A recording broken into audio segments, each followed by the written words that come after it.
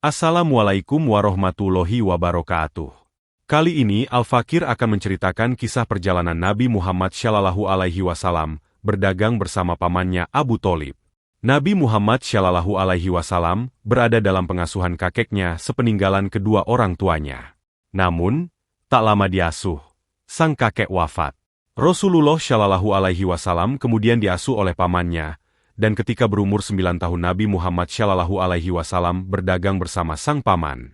Rasulullah SAW harus melewati berbagai ujian sejak kecil. Beliau terlahir sebagai seorang yatim dan di usianya yang baru menginjak 6 tahun, beliau menjadi yatim piatu karena wafatnya sang ibunda. Ayahnya yang bernama Abdullah telah wafat ketika Nabi Muhammad SAW masih di dalam kandungan, sedangkan ibunya yang bernama Aminah wafat ketika Nabi Muhammad SAW berusia 6 tahun. Setelah wafatnya sang ibu, beliau diasuh oleh kakeknya yang bernama Abdul Muthalib selama 2 tahun. Kakek Nabi Muhammad SAW wafat setelah 2 tahun mengasuhnya.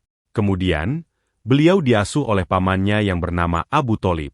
Bersama pamannya inilah Nabi Muhammad SAW mulai belajar untuk mencari nafkah dan bekerja keras.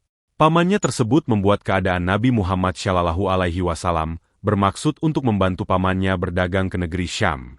Namun karena usia Nabi Muhammad masih sangat muda, Abu Tholib tidak mengizinkannya untuk ikut berdagang bersama.